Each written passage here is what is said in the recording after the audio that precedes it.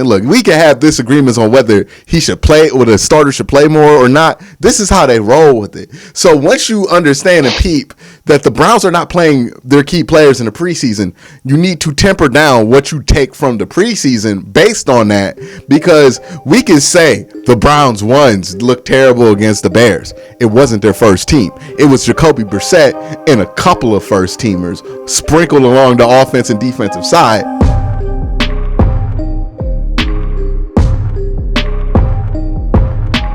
Been a couple of weeks. It's been a while. But y'all know who's in here. This is GBQC. I am the QC part of that equation. This is the GB. G, how you doing today, man? What's up, man? In the ATL, Shawnee? Hell no. He in the ATL. But he still got a hat on, y'all. I'm just going like we on G Bush hat watch. Oh, okay. Oh, he got a cut. Okay. All right. Wait. The hat watch was coming. See, look, I took that off quick. All right, you know what I mean? I want everybody at home to Google Roy Wood Jr. because G Bush looked just like him without the hat on. Hey, man, give me my brush. This guy here hate. I'm just needing to brush my joints down. Boy, look like he about to give us a 60-minute stand-up set right now. He about to host a daily show. Don't leave this brush. This dude over here, hey, thank you, sweetheart. The lovely assistant in the back. This guy, see this dude. No, you got to brush it live on air. That's crazy. Look, I ain't gonna lie. My waves looking bad right now, but I'm just saying. I ain't saying your waves look bad or nothing like that. Right now. They make it right now. I need to line up too. But it's all good. I'm going to come back at you. I'm coming back. We'll be ready to go next week. You going to be ready to go? I'm going to have my joints spinning. All right. They going to be spinning? All right. G Bush going to come back with weave in next week. That's going to be crazy, yo. Brazilian yaki. That's going to be crazy. Let me know where they do that. You know what I mean?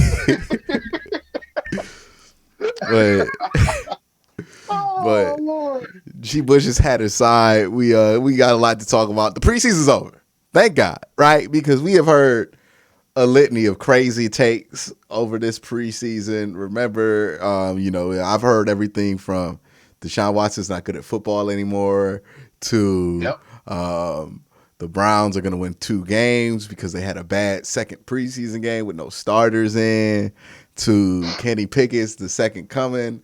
We've heard it all. We've heard it all. Like preseason, we call draft season silly season. I feel like that's misplaced because the silliest stuff I hear all year, preseason, man. Preseason.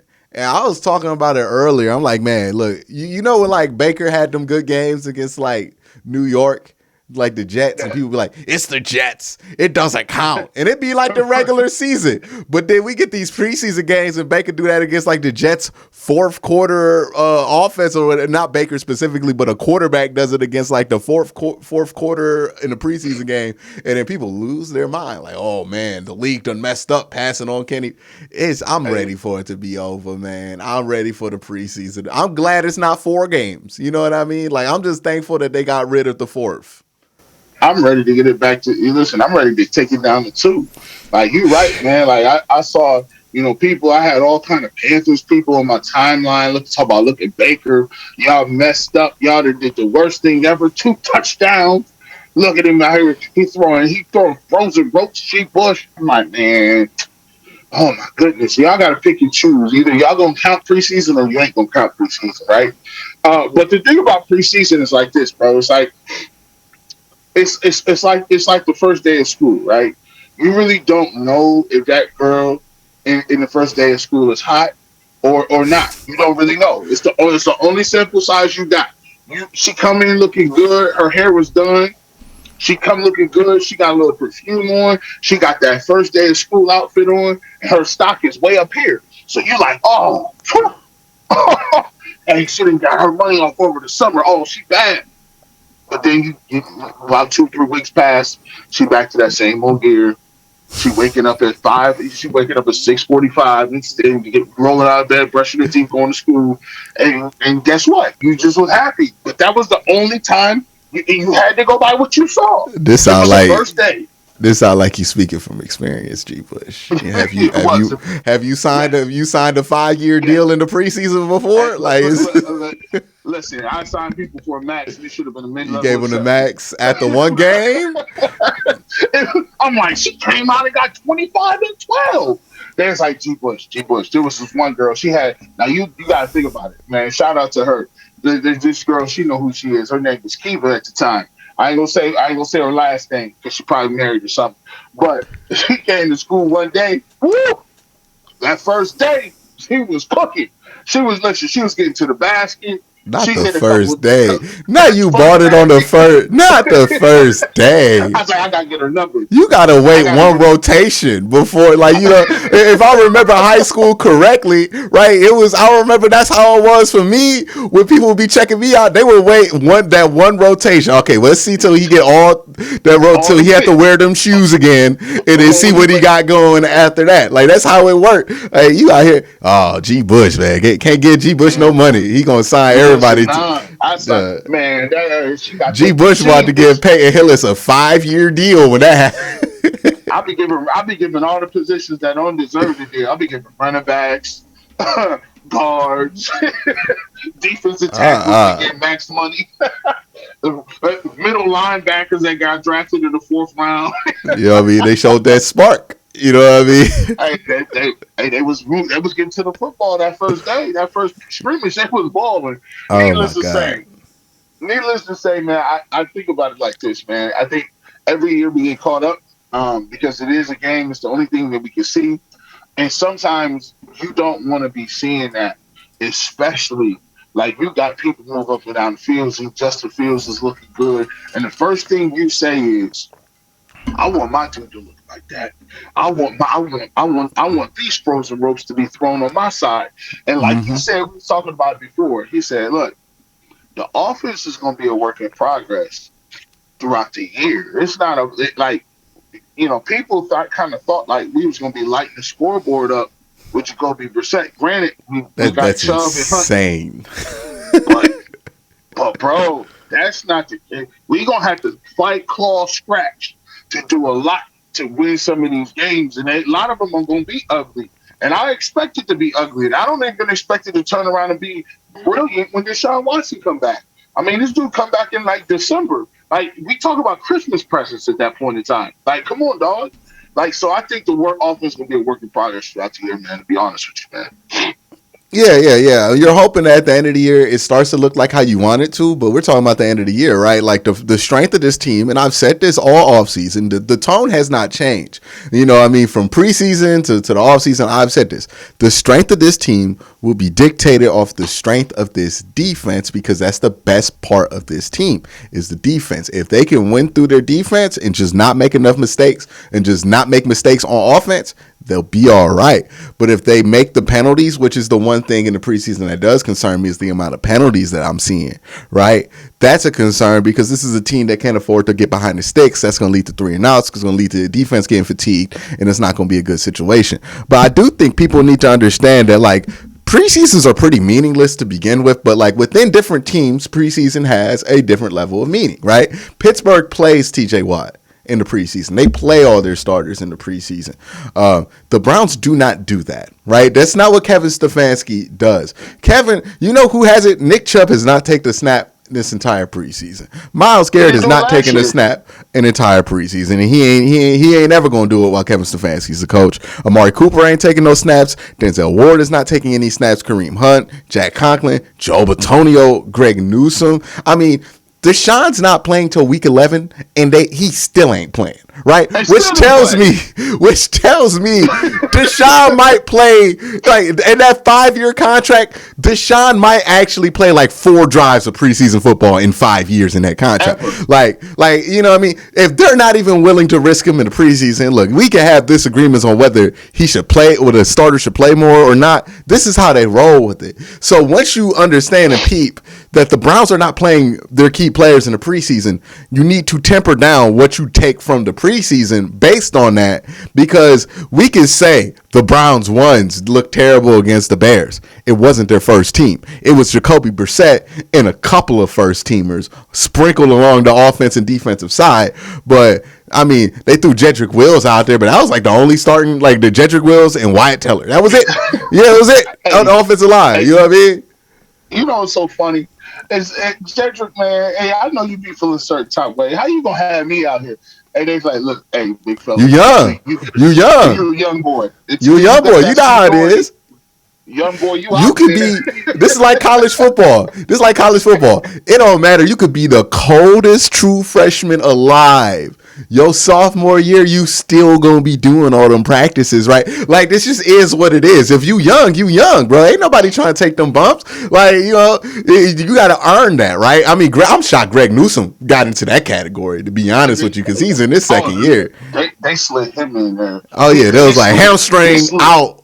They saw him cook up a couple wide receivers during joint practice. Hamstring out. He's not practicing anymore. They slid him that playbook just like this. This is called the veteran playbook.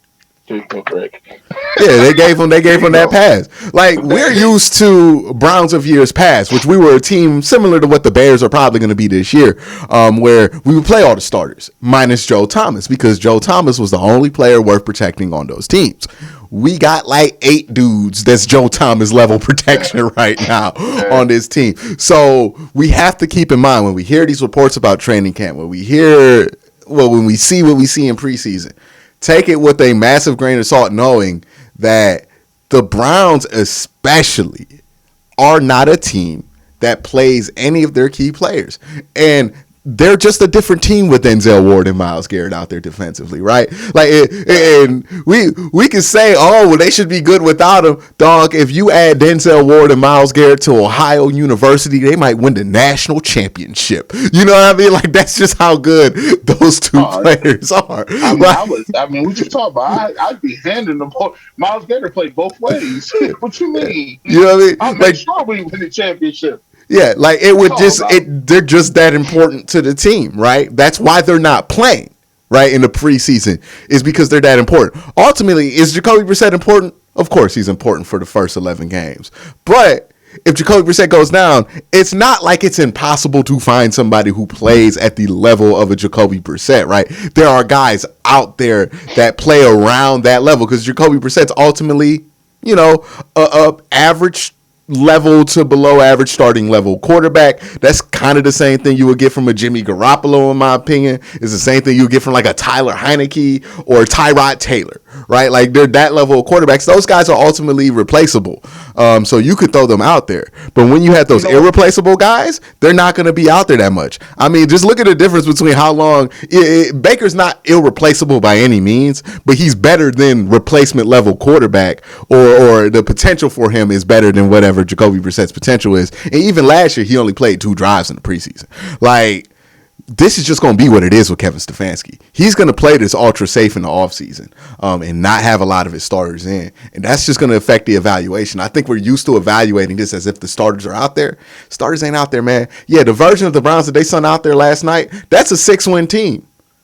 But that's without Nick Chubb, Myles Garrett, you know what I mean? Like, all these guys that make the Browns a over 500 football team. And you know what else is going to be the same? I'm going to tell you what. Like, I was looking at it yesterday.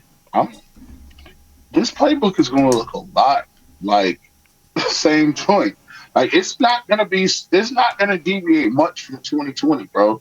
Like, the same, like, the players might be a little bit different, but when you look at the patterns, the play calls, some of the things they're going to look to do, formation, schematic wise, it's going to look a lot like 2020 when Baker Mayfield was back there. I mean, they're going to do some different things possibly, but it's going to be still boot.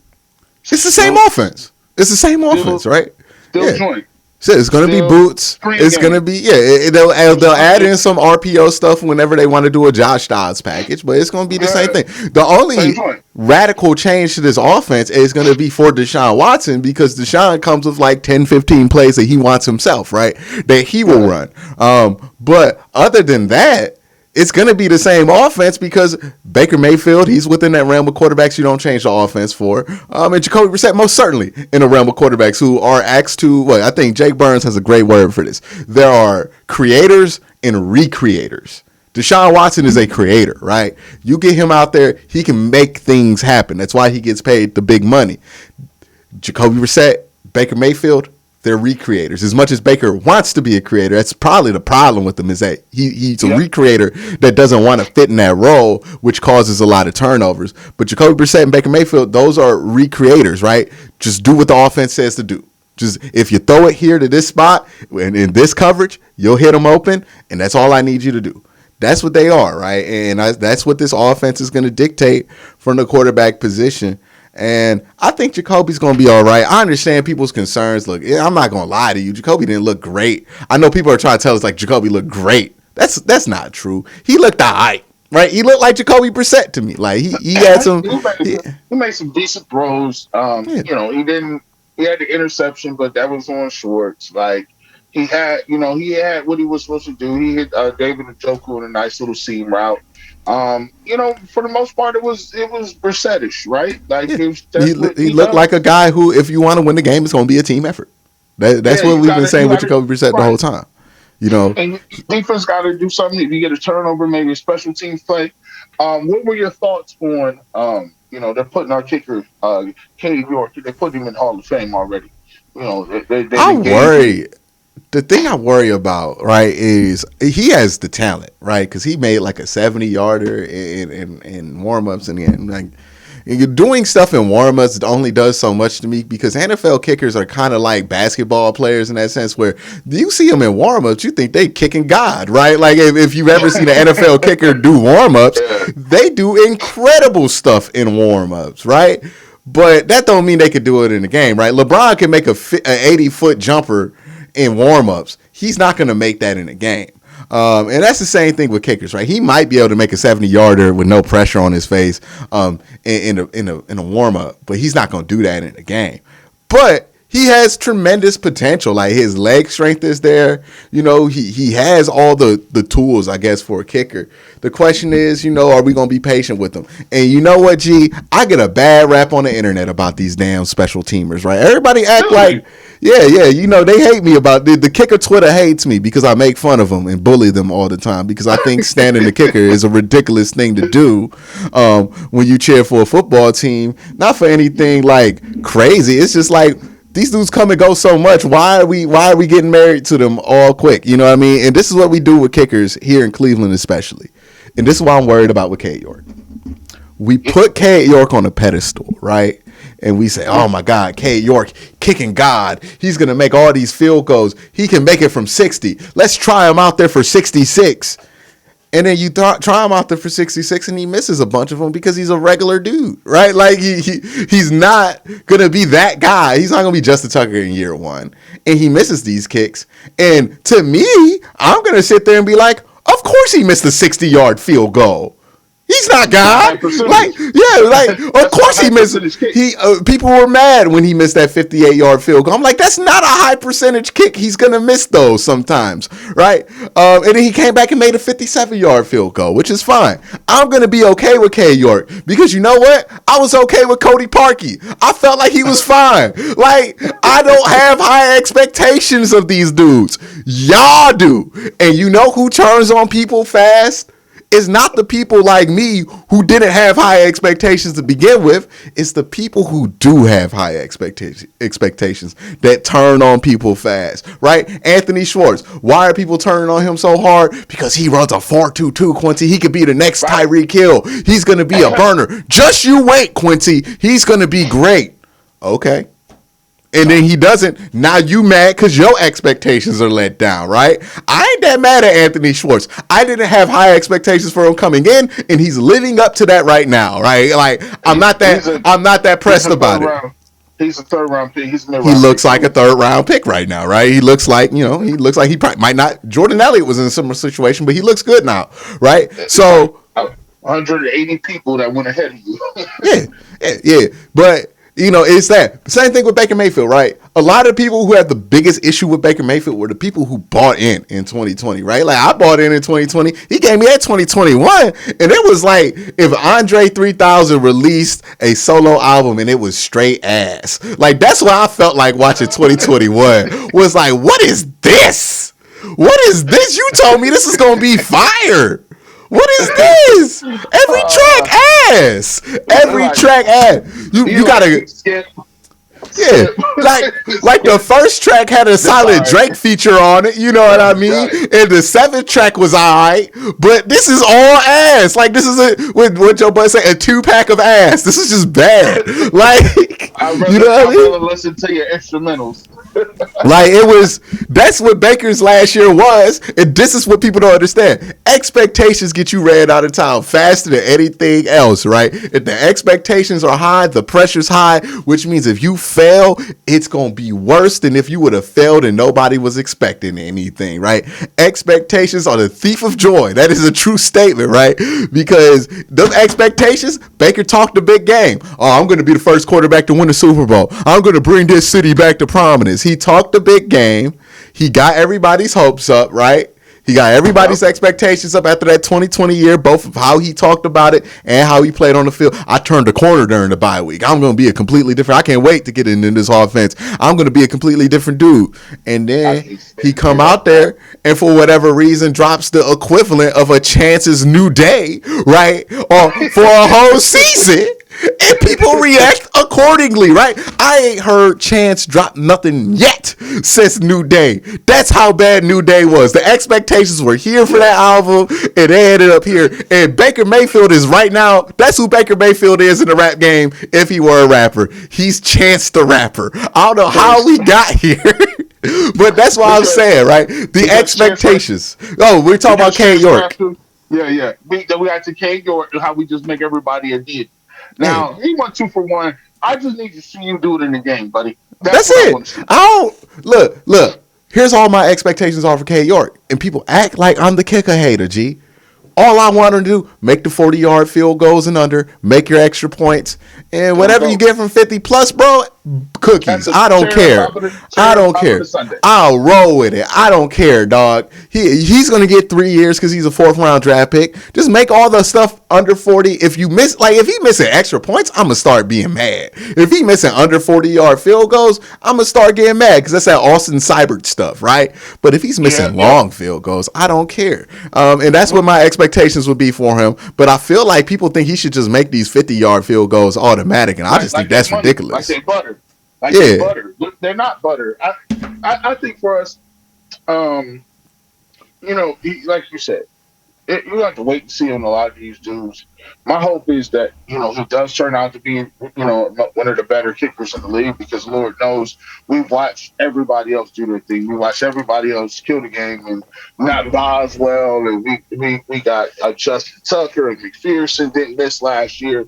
So it's part of the game that, we surely did need, and I think it's a part of, it'll play a role in how successful the Browns could be with that as well. So I'm going to just be like this.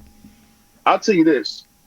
The preseason came and went, and I don't think I've learned anything more than I've learned than I already knew. Like, you already kind of knew Jacoby Brissett was what it was.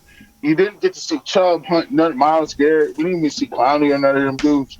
So you're just going to have to count on the fact, to hope for the fact that the Browns are going to be ready to go. We're going to find out what they're going to be doing for these next 2 weeks. It's an important couple of weeks. You got two dudes and Teller and Delpit out. Hopefully, you get those guys back up running, being healthy, because that's another big part of it. The Browns can't afford any sort of specific injuries as well.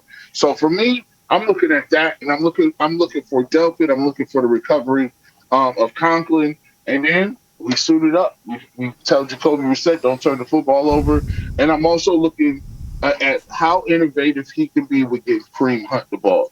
There's a lot of people that believe that there's a sort of a canyon behind Nick Chubb, or canyon between Nick Chubb and Kareem Hunt. Man, no. Kareem Hunt is just as talented, if not more talented in certain areas of his game than Kareem Hunt. Or excuse me, to Nick Chubb. My problem with it was this. Even when we're talking about this situation, they're still not using Kareem Hunt in a way that can benefit them. Like I think they underutilize him. I think they don't commit too much to him, and I think he would actually unlock if we played him at the same time. I actually think he would unlock mismatches with Nick Chubb. I think Nick Chubb can run freer. I think Kareem Hunt can block. He can catch the ball in the backfield. You can use him and Nick Chubb if you flip the formation, you can flip assignments, especially when they're shotgun. So I just think that it's imperative. There's a couple of things that the Browns need to do if they want to win this year. One of those things is unleashing Kareem Hunt and really working him to his potential. And then the other one is just making sure that you're out here running a playbook that's conducive to what you got on offense.